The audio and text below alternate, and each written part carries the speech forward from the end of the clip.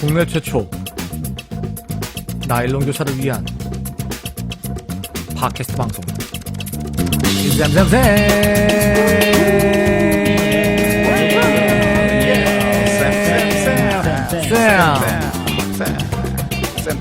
네, 반갑습니다. 반갑습니다. 네. 이렇게 반갑고 좀 신나게 저희가 인사를 드리면 좀 안 되는 게 지금 굉장히 마음 아픈 소식이 지금 들어왔습니다. 그렇죠. 네. 저 녹음 시점으로 봤을 때 어제인 것 같은데요. 지금 헝가리에서 너무 슬픈 소식이 들려와가지고 참 이거 저희가 이렇게 신나게 이렇게 뭐 하기가 조금 죄송스럽고 좀 송구스러울 지경입니다. 어젠가요? 아침에 이 소식을 언론으로 들으면서 네네. 야, 이런 일이 있어서는 안 될 일이 세월호 다음으로 이런 선박 사고가 일어났다는 게 너무 가슴이 아프고. 그러니까요. 네. 자꾸 이렇게 뭐가 신문 소식이 들리면 자꾸 세월호가 자꾸 오버랩되고. 그렇죠. 근데 이분들은 지금 뭐 뉴스 들어보니까 뭐 구명조끼도 착용 못 하시고 안 한 게 아니라 없어서 착용 못 한 상태에서 그 막 폭우 있는데 무리해가지고 또 이런 참사를 정말. 아니 듣다 보니까 완전히 뭐 태풍 부는 뭐 그런 상태였다고 나오던데. 그러니까 말입니다. 현지인들이 이런 얘기, 뭐 어제 배가 떴다고? 이런 반응. 말도 안 되는 날씨에 배가 떴다는 이런 얘기가 있더라고요. 이거 참 이거 물론 그쪽에 어떤 문제도 있겠지만은 또 여행사에서 그 있잖아요. 왜 그런 거 뭐 일정대로 꼭 그 패키지 해가지고 막 가고 이런 거 있잖아요. 그렇죠. 그건 또 일정대로 그 무리하게 또 한 게 아닌가. 또 철저히 좀 조사가 필요한 부분이 아닌가 싶습니다. 아니 근데 헝가리 하면 그래도 뭐 유럽 쪽이니까 이런 부분에 대해서는 그러니까. 우리나라보다는 조금 더 나을 줄 알았는데 좀 우리나라나 뭐 막상막하 같은 느낌이 들어가지고. 뭐 더 못했어. 지금 우리나라보다 훨씬 못해. 제가 지금. 작년에 파리 갔을 때 이게 네네. 비슷한 배를 탔거든요. 근데 그때는 분명히 제가 한 구명조끼를 다 하고 제 딸도 2살이었으니까 구명조끼를 다 하고 탔었거든요. 요런 비슷한 배인데. 근데 이게 헝가리는 좀 이런 부분에서 파리하고 좀 많이 다르지 않았나 하는 생각이 들고. 근데 너무 안타까운 게 있잖아요. 거기 가신 분들이 나 진짜 이게 막 이런 거 보면 6살 그 여자아이 부터 해서 70세 어르신까지 그렇게 다양한 분들이 뭐 정년퇴임하고 뭐 부부 동반이라든가 그다음에 딸하고 엄마하고 그다음에 어머니하고 3대가 3대 모녀가 이렇게 가족 여행으로 간다든지 막 이런 분들이거든요. 그렇죠. 그래 지금 참 제가 아이를 키우다 보니까 6살짜리 여자아이가 지금 현재 지금 저희 방송 시점에서 아직까지 실종 상태로 돼 있어서 참 이게 그러니까 아빠는 한국에 있어요 또. 아이고야. 한국에서 아이고야. 그러니까 직장 때문에 같이 못 간 거야. 나 그 얘기를 듣는데 너무 마음이 미어지는 거죠. 참. 하여튼간에 하루속히 지금 사고도 좀 잘 수습되고 실종자들도 좀 구해지면 좋지 않을까. 좀 그런 기대를 합니다, 좀. 예. 그렇죠. 다시는 이런 사고가 이렇게 더 이상은 이런 안전사고들이 발생하지 않았으면 좋겠다는 생각이 좀 드네요. 네. 또 방송을 빌어서 가족을 잃으신 우리 유가족분들에게는 또 심심한 위로의 말씀을 좀 전하는 바입니다. 네. 그렇죠. 예. 예. 자, 그래도 뭐 우리가 해야 될 것은 또 해야 되지 않을까 이런 생각이 드는데요. 네네. 자, 오랜만에 뭐 기분도 꿀꿀하지만 그래도 뭐 소개라도 한번 하고 시작하면 어떨까 이런 생각이 좀 드네요. 예. 저희 뭐 구독자도 몇 번 늘긴 하셨는데 구독자 늘긴 하셨는데 또 새로운 분들은 저희 누군가 목소리도 좀 섞이고 모르실 수 있기 때문에 우리 항상 첫 번째죠. 우리 조은 쌤 소개 좀 해주시죠. 네, 저부터 소개하겠습니다. 저는 그 인천에서 지금 현재는 휴직 중에 있습니다. 그리고 딸내미하고 열심히 잘 놀아주면서 휴직하고 있고, 늘 얘기하지만 여기서 나쁜 쌤과 이상한 쌤이 하는 이 분들의 그런 생각들을 좀 중지하는 역할. 그래서 선한 영향을, 잘못된 배가 산으로 갈 때 다시 잡아주는 아주 좋은 역할을 하고 있는 인천에 살고 있는 좋은 쌤입니다. 반갑습니다. 아유, 반갑습니다. 배가 산으로 가는 게 낫죠. 예, 괜한 얘기했습니다. 죄송합니다. 예. 나쁜 쌤. 예, 반갑습니다. 작년까지 열심히 공업계 고등학교에서 아이들과 전기를 가지 놀다가 지금은 파견을 나가서 아침 8시부터 10시까지 열심히 서류를 뚫어지게 쳐다보고 있는 나쁜쌤입니다. 반갑습니다. 네, 반갑습니다. 예. 우리 이상한 쌤? 예. 네, 저는 좋은 쌤이나 나쁜 쌤과 같지 않고 교육의 최전방에서 교육의 최전선에서 담임교사로 제주도에서 하라는 수업은 하지 않고 이상한 짓거리만 하고 있는 이상한 쌤입니다. 반갑습니다. 반갑습니다. 아유, 맞습니다. 아유, 그런데 소개하는 것도 조금 약간 침울하다. 오늘은 이상하게 시작 자체가 그렇게 돼서 그렇죠. 그런가? 예. 예. 우리 보니까 또 페이스북에 어떤 분이 질문 올라오신 것 같아요? 그러니까요. 그렇죠. 예. 예. 그 기초학력 관련해서 방송했을 때 한 일주일 전이네요. 예, 박주연 님이 다셨는데 아이들이 정규 시간에 수업을 전혀 이해하지 못하는데 방과 후 수업 때 한두 시간 남는다고 격차가 좁혀질까요? 이런 질문을 다셨습니다. 어렵다, 질문. 그렇죠. 예, 요 부분 이상한 쌤이 대답하시겠습니까? 예, 저는 가능하다고 봐요. 가능하다고 본다. 예, 왜냐하면 헬스클럽에서 뭐 5시간, 6시간 운동을 해도 하느니 병원에 가가지고 2시간 동안 제대로 된 치료받는 건 낫거든요. 네, 그 아이한테 가장 적절한 어떤 진단에 의해서 처방을 해가지고 지도할 수 있다면은, 일반 아이들 대상으로 하는 그 정규 시간에 이해 못하는 거를 방과 후 한두 시간 동안에 얘가 좀 나아질 수 있다. 저는 그렇게 보지만, 자세한 거는 우리 나중에 김영선 선생님 모셔서, 우리 영식쌤 모셔가지고, 뭐 어떻게 된 거야? 이렇게 제대로 한번 따져볼 수 있도록 그렇게 하겠습니다. 제 이야기는 참고만 해주세요. 네. 예. 팟빵에도 뭐 댓글 한 개 달렸는데 이거 뭐 제 입으로 또 소개하기 좀 그런데. 그러네요. 이거는 제가 소개해드려야 될 것 같은데, 야, 너무 영광이네요. 지금 구름 속의 자객님께서 쌤 잘 듣고 있어요. 월요일이 기다려집니다. 힘내시고 좋은 방송, 재밌는 방송, 쏙쏙 들어오는 교육수다. 앞으로도 잘 부탁드려요. 자, 여기서 이제 핵심입니다. 나쁜 쌤 사투리 정겹습니다. 아하. 지인 찬스 감사합니다. 아닙니까? 지인 찬스 혹시 이거? 그러니까. 지인 찬스 아니야?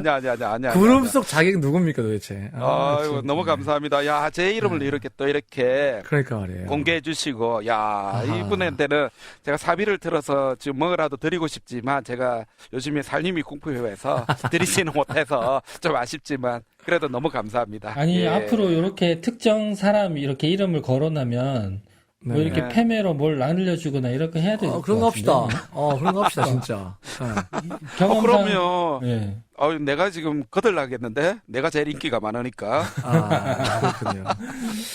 좋습니다. 특히 또 이분이 또 우리 잡수다에 대해서 이렇게 또 언급을 해주셨어요. 예. 잡수다가 요즘 또 대세잖아. 쌤을 거의 뭐 잡아먹을 듯이 지금 우리가 나오고 있으니까 이제 우리 잡수다도 많이 청취해 주시고요. 우리 이런 수다들을 들으면서 우리 쌤들 얼마나 또 즐거워하시는지 댓글을 통해서 알 수 있었지 않았나 이런 생각이 듭니다. 자, 그런데 오늘은 또 우리가 매번 한 달에 한 번씩 또 짤을 또 방출하잖아요. 네네. 오늘 그렇죠. 짤은 제가 알기로는 영화 짤로 알고 있는데 우리 네. 이상한 쌤 아닌가요? 예. 굉장히 오래간만입니다. 굉장히 네. 오래간만입니다. 예. 이 시간을 제가 제일 그렇죠. 기다렸습니다. 예. 굉장히 오래간만입니다. 네.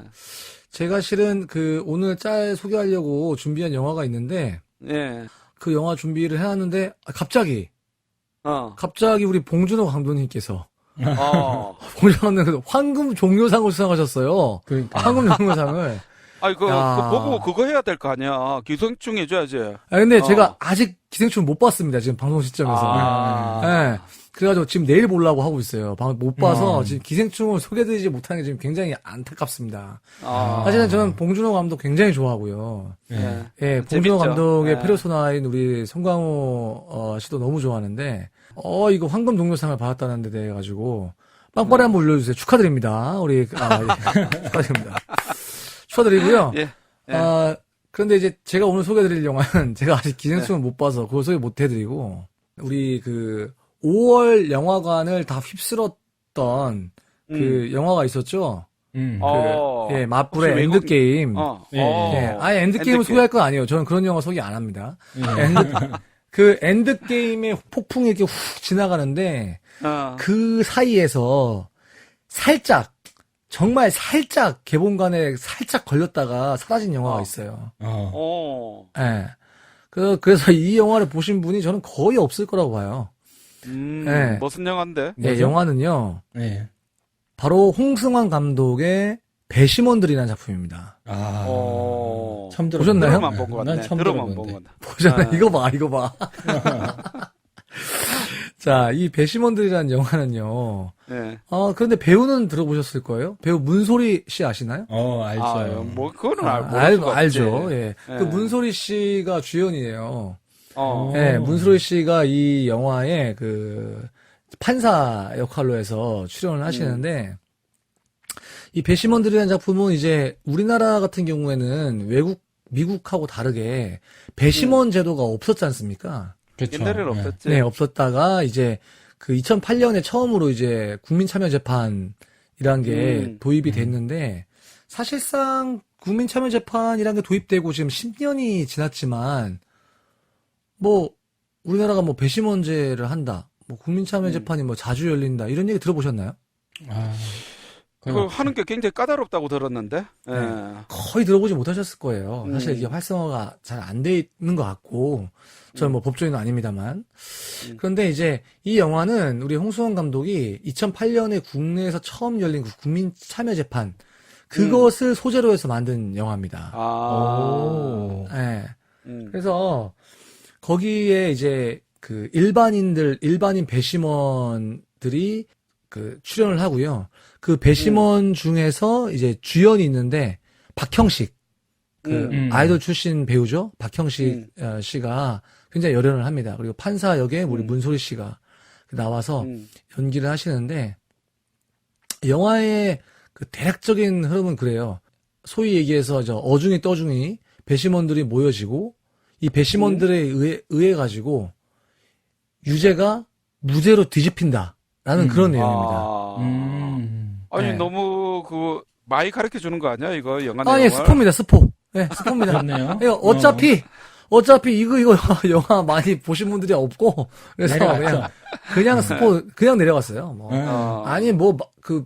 엔드게임 요거 앞에 나만의 영화가 있었습니까? 그 당시에. 없었거든요. 그래서, 예. 토니 스타크의 요 소리와 함께 이 영화도 사라졌어요, 그냥. 하지만 저는 요거 챙겨봤습니다. 요거 챙겨봤어요. 왜냐하면, 실은 저는 이 배심원들이라는 영화를, 영화 이제 광고만 보고 뭘 떠올렸냐 하면요. 영화 좋아하시는 분들은 아시겠지만, 외국 영화 중에 12 Angers라는 영화가 있습니다. 12 Angers. 12명의 성난 사람들, 우리나라 말로 하면. 그 영화는, 굉장히 유명한 영화여서 다시 리메이크도 됐던 영화인데요. 헐리우드에서. 이 12명의 배심원들, 미국은 오래전부터 배심원 제도가 있었기 때문에 12명의 배심원들이 굉장히 치열하게 서로 이야기를 하면서 판결을 이제 뒤집는 그런 영화인데요. 굉장히 좁은 공간에서 카메라가 인물들을 굉장히 타이트하게 잡으면서 그들이 피 튀기면서 침 튀기면서 하는 그 이야기들, 그것들을 이렇게 탁탁탁탁 잡아가면서 이제 영화를 만드는데 액션도 없어요. 그냥 좁은 방에서 사람들이 얘기하는 거예요. 근데 긴장의 끈을 놓지 못하게 만들어요, 영화가. 사실 그걸 좀 기대했어요. 한국판 12 앵거스가 아닌가 하면서 봤는데 전혀 아니었어요. 좋다는 말이야, 나쁘다는 말이야. 그러니까. 이거. 그래서 영화 초반에 제가 굉장히 실망했어요, 사실은. 좋은 거 아닙니까? 뭐냐, 이거 지금, 뭐야. 라고 했는데, 거기에 딱 또 뒤집어가지고, 우리 홍 감독님의 어떤 말하고자 하는 게 보이더라고요. 그게 뭐냐면 여기서 이 사람들의 배심원들이 일반인들이잖아요. 영화 속에서 이 일반인들을 굉장히 무시해요. 법조인들이. 이 사람들이 뭘 합니까? 이래가지고 이거 뭐 판결 뒤집기라도 하겠다는 거예요? 되게 무시하고 그다음에 판사들이 다니는 길하고 이 사람들이 다니는 길이 달라요. 다른 공간에 있고 그러다가 이제 막 박형식 씨가 사고 치는 바람에 화장실도 막 다 같이 가야 되고 막 이래요 막. 그러면서 되게 막 일반인들 되게 이렇게 뭐 하시보고 어떤 사람은 의견 개진했다가 거기서 쫓겨나거든요. 배심원인데 막 이러기도 하면서 되게 일반인들 되게 하대합니다. 첫 번째 국민참여재판을 하면서 그래서 법조인들은 뭐 되게 잘 아는 사람인 것처럼 하는데 그랬는데 그 법조인들을 마치 조롱이냐 하듯이 판결이 뒤집히면서 이제 이 배심원들이 주연으로 후반부에 급상하고 마치 이제 이 판사들과 법조인들, 검사들, 변호사들이 이제 조연으로 급락하게 되는 이런 현상을 보이게 되거든요. 그러면서 제가 떠올린 거는 뭐냐면 우리나라의 사법농단 사태. 우리나라 사법농단 사태. 대법관이 지금 뭡니까? 구속됐죠? 네. 구속되는 이러한 형국. 그때 얼마나 사람들이 말들이 많았습니까? 그리고 대법관을 어떻게 재판하느냐. 대법관을 어떻게 뭐 하느냐 하면서 얼마나 그게 많았습니까? 그래서 법조인들끼리 자기네끼리 카르텔을 만들고, 자기네끼리 이거는 안 된다, 막 설랑설레하고, 그냥 국민들의 여론이 너무나 높으니까 어쩔 수 없이 된 부분들이 많잖아요. 그러면서 그렇죠. 나중에 무슨, 몇몇 판결을 보면 이 법조인들의 이거는 뭐 반란이다 하고 싶은 그런 판결들도 나중에 후에 나타나기도 하고, 정치권에서.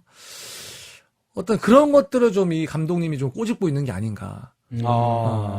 그러면서 왜 판사가 남자 판사가 아니고 문소리라는 여자 판사를 처음에 했을까? 그런 등등이 지금의 어떤 우리나라의 사법제도를 비꼬고 꼬집고 하고 있는 그런 감독의 의도가 싹 들어오면서 또 12 앵거스와는 또 전혀 다른 또 그런 감동과 그 뭡니까 해악을 좀 느낄 수 있었던 그런 영화였습니다. 중간에 보면은 박형식이라는 이 어떻게 보면 백수거든요. 이 사람이 사건 기록 좀 보자 그래요. 그래가지고 막 사건 기록 보면서 이것들을 퍼즐을 맞춰가고 막 이런 장면 이렇게 되거든요. 그런 걸 보면서 지금의 전형적인 그 사시 출신들의 아주 견고한 그들만의 어떤 카르텔 속에서 일반인들이 무시되고 이 법조인들만의 요 세계가 사실은 이번 사법농단 사태에서 어떻게 보면 금이 간 거잖아요. 그런 것들을 좀 비판하는 그런 영화가 아닌가 싶어서 요거는 제가 생각할 때 아이들과 함께 고학년도 좋을 것 같아요. 아이들과 함께 이 영화를 제가 봤을 때는 금방 내려갔기 때문에 금방 뭐 넷플릭스나 뭐 왓챠인데 올라올 것 같거든요. 금방 올라옵니다. 제가 생각할 때는 금방 올라와요. 영화는 엔드게임이 먼저 개봉했지만 아마 이게 먼저 올라올 거예요. 그래서 아이들과 함께 보면서 또 이거와 연관지어서 우리나라에 있었던 애들 잘 모르거든요. 사법농단 사태라든지 이런 걸. 그리고 같이 이야기해본다면 또 그러면서 삼권 분립에 대해서 같이 이야기해본다면 너무나 좋은 교육제라고 되지 않을까 하는 그런 생각을 해봅니다. 네. 개인적으로 저는 문소리하고 박형식 이 두 배우를 되게 좋아하는 연기파 배우니까 되게 좋아하거든요. 그렇죠. 네네네. 그래서 두 명을 보기 위해서라도 한번 보고 싶고, 그리고 이게 굉장히 그 애들한테 사회 시간에 굉장히 좋은 소재가 되겠다. 그럼요. 그거에서 뭐 풀로 다 보여주든지 아니면 뭐 부분을 따서 보여주든지 뭐 이렇게 하면 굉장히 좋겠다는 생각인데 안타까운 건 지금 학교에 없다는 거 내가. 네. 참나. 아니 딸내미한테 보여줘 딸내미한테. 세 살한테 뭘 보여줍니까 세 살한테. 어릴 때부터 조기 교육이 중요한데. 12세입니다. 12세. 네. 영화 소개 이게 너무 저는 빠져들어가지고 이게 몰입했더니 좀 힘드네요. 저는 그 두 개 영화 이제 제가 말씀드린 12 앵거스 12명의 성난 사람들이라는 영화하고 이 영화를 같이 비교해서 보시면은 되게 재밌을 것 같아요. 저는 개인적으로 두 개 다 한번 꼭 보도록 하겠습니다. 네, 보세요. 추천드립니다. 그럼 이어서 방금 영화 소개했던 그 이상한 쌤의 낭낭한 목소리로 곧 이어서 예, 이상한 선생님의 성찰일기 듣도록 하겠습니다.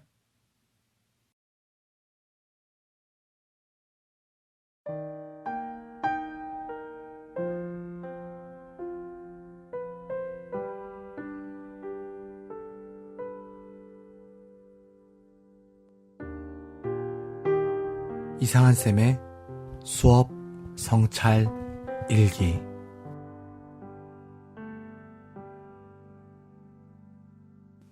(2016년 6월 27일) 월요일. 북유럽 교육 탐방을 다녀온 이후부터 월요일 아침엔 항상 모닝 어셈블리를 하곤 한다. 우리꾸시보다 힘든 월요일 1교시. 아이들과 공부를 하기보다는 다양한 놀이도 하고 노래도 함께 부른다. 한 주의 첫날 첫 시간을 공동체적으로 함께 보내는 것이다. 오늘 모닝 어셈블리 시간. 교실 놀이를 하는데 은하의 행동이 이상하다. 평소 친한 미정이나 보라에게 다가가지 않는다. 사실 은하가 지난 주말에 클래스팅을 통해 비밀 상담을 해오지 않았다면 나는 오늘 은하의 행동이 이상하게 보이지 않았을지도 모른다. 은하는 보라와 미정이, 그 중에서도 분명 보라와 갈등이 있었다. 이 문제는 보라가 오해하는 부분이 있다고 느껴졌다. 어렵다. 언제 내가 개입해야 하는 걸까? 오해가 깊어지기 전에 내가 나서서 이 문제를 해결해야겠다고 생각했다. 문제의 원인은 은하가 다른 반 친구 혜연이와 이야기하던 중에 보라의 뒷담화를 한 것이다. 은하는 그냥 지나가는 말로 섭섭함을 표현했을 뿐이라고 했다. 하지만 보라는 혜연이에게 그 이야기를 전해 듣고는 은하가 자신에 대해 정말 심한 뒷담화를 했다고 오해하고 있었다. 나는 먼저 은하를 만나서 이야기를 나눴다. 옆반 혜연이도 만나서 이야기를 나눴다. 은하에게 뒷담화 수준이 1단계부터 5단계까지 있다면 은하가 보라에 대해 이야기한 건 몇 단계 정도였는지 물었다. 한 2단계, 많아야 3단계 정도라고 했다. 그 다음 보라를 만났다.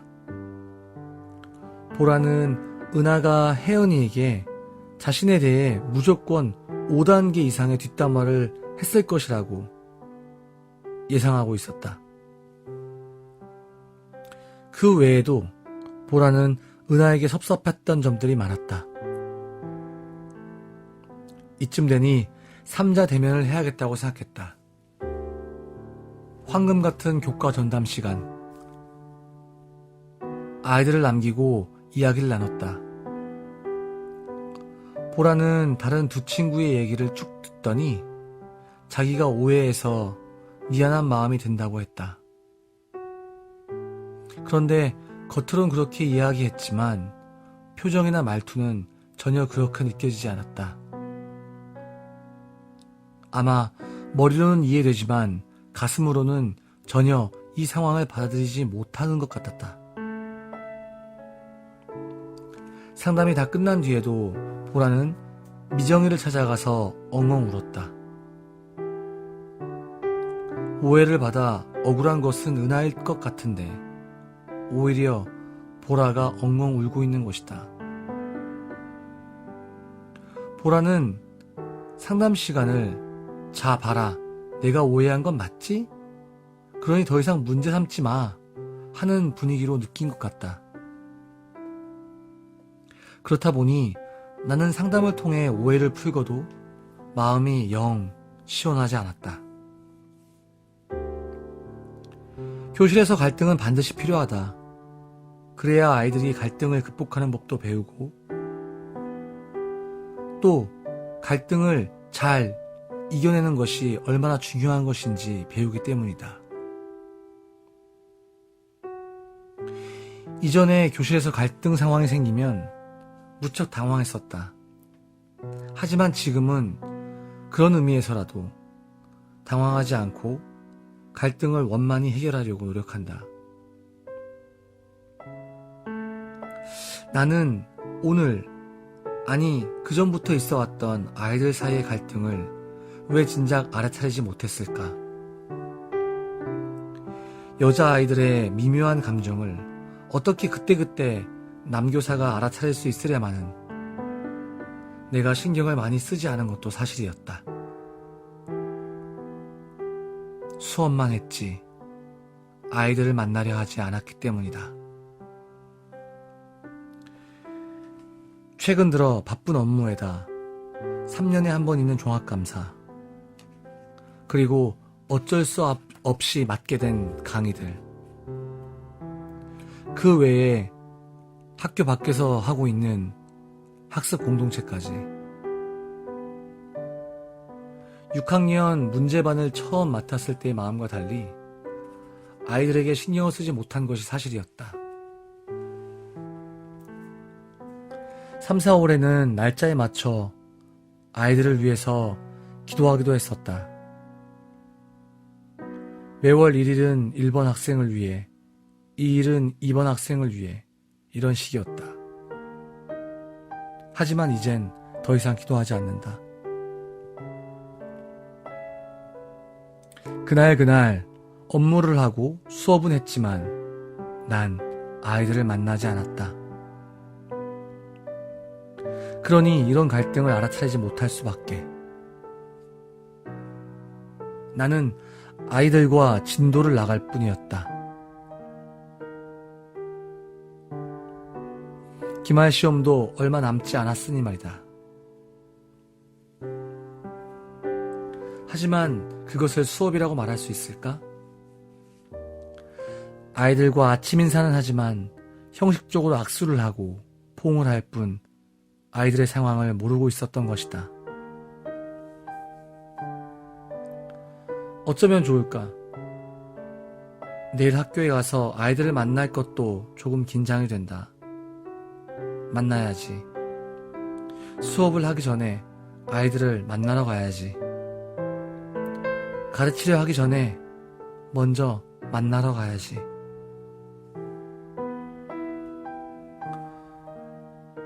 어떤 축사에 젊은 농장 주인 이야기가 생각난다. 한 농장 주인이 최첨단 축사를 건축하고 30마리의 소를 키우는데 소가 잘 있는지 1마리, 2마리 소 머릿수만 매일매일 세고 있더란다. 그러자 옆 축사에 나이 많은 어르신이 이복의 젊은이 양반, 그렇게 매일 소 머릿수만 세다가는 오래가지 못할 거야 하고 충고했더란다. 지저분하고 낡은 축사에서 일하는 구닥다리 할아버지의 이야기를 젊은 주인은 대수롭지 않게 여겼다. 시간이 지나고 어느 날 최첨단 젊은이의 축사에 살고 있던 한 송아지가 시름시름 앓다가 죽었다. 다음날 다른 소도 시름시름 앓다가 죽어버렸다. 젊은 주인은 이를 이상하게 여겨 소를 살펴보았다. 저런, 모두 병에 걸려 있었다. 소는 아파도 아픈 티를 잘 내지 않는다고 한다. 마치 우리 아이들 같다. 소 한 마리 한 마리 눈을 보며 잘 살피라는 노인의 말을 귓등으로 들은 젊은 주인은 결국 축사 경영에 실패하고 만다. 오래전에 들었던 이야기 중에 일부분인데 그때는 무슨 말인지 정확히 이해하지 못했는데 이제는 조금 알 것 같다. 젊은 축사 주인은 매일 여물을 주고 물을 갈아주고 청소하는 일을 하러 축사에 간 것이지 소들을 만나러 간 것이 아니었다. 나의 일이 곧 아이들을 만나는 일일진데 지금의 형국에서 나는 이 두 가지를 분리해서 이야기할 수밖에 없다. 나는 오늘에야 보라를 만났고 은하를 만났다. 만나보니 아이들이 많이 아팠었다. 그 전에 나는 그저 아이들의 머릿수만 세고 있었다. 축사나 청소하고 있었고 시간에 맞춰 여물만 주고 있었다. 내일은 학교에 아이들을 만나러 갈 것이다. 일하기 전에 아이들을 먼저 만날 것이다. 아이들 한 명 한 명의 눈을 살필 것이다. 한 명 한 명의 목소리를 들을 것이다. 그래, 다음 모닝 어셈블리 시간에는 모두가 돌아가면서 한마디씩 하도록 해야겠다. 오래전 내가 들은 이야기에는 나오지 않았지만 그 늙은 주인은 소들을 어떻게 돌봤을까? 최첨단 축사는 아니지만 분명 축사문을 열면 소들과 반갑게 인사하였을 것 같다. 소 한 마리 한 마리의 이름도 있었겠지. 그 이름을 부르며 소들을 쓰다듬어 주었겠지. 한 마리 한 마리 그 큰 눈망울을 살펴보았을 게다.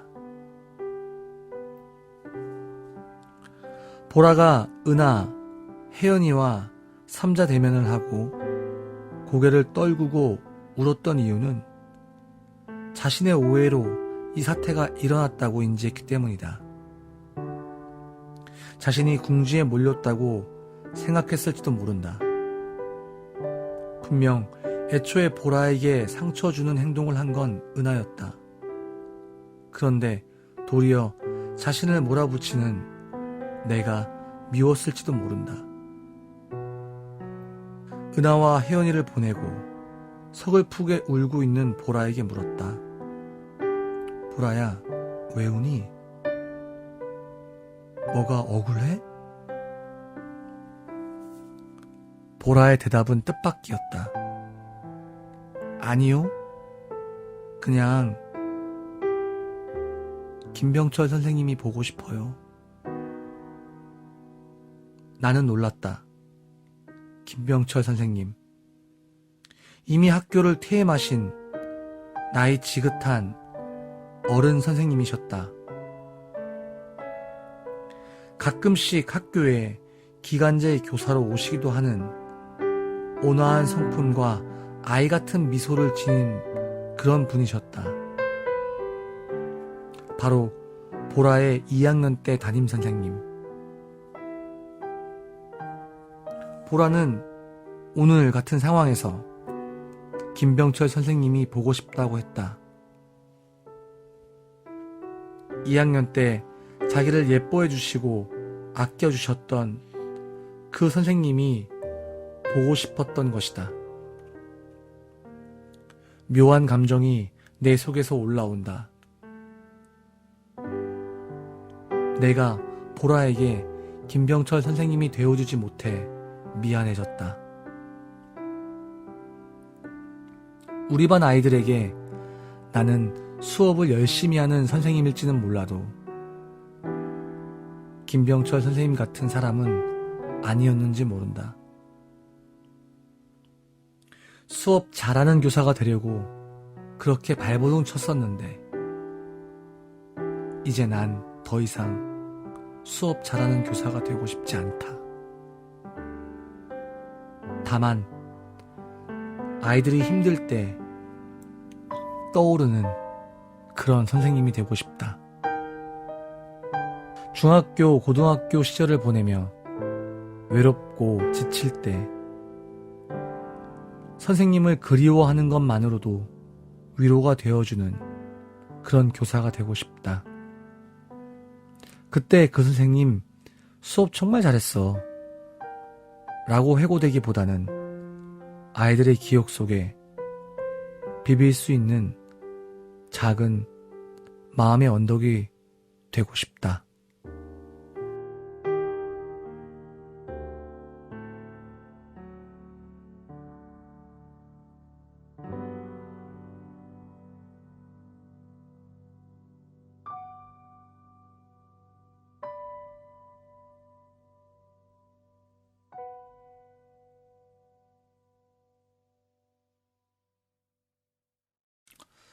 네. 약 3년 전 일기를 다시 꺼내 들었는데요. 3년 전 6월에 일기입니다. 이런 수업 성찰 일기를 쓰면서 참 장점은 예전의 일기를 다시 읽어보면 오늘의 나를 돌아볼 수 있다는 것 같습니다. 과연 지금의 저는 아이들을 만나러 가고 있는가 생각해 봅니다. 선생님들은 어떠십니까? 선생님은 학교에 갈 때 일하러 수업하러 가십니까? 아니면 아이들을 만나러 가십니까? 출근길 이 중 어디에 더 우선순위가 있으신가요? 혹시 내가 아이들을 깊이 만나지 못하게끔 방해하는 것이 있으신가요?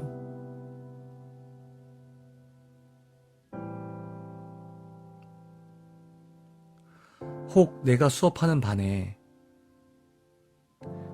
눈을 들여다봐야 하는 관심이 필요한 학생이 있나요? 이 이야기를 들으시면서 누가 떠오르십니까?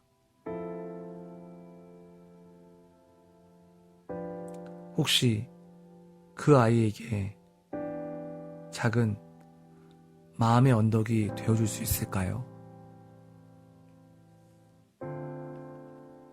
이상한 쌤의 수업 성찰 일기였습니다.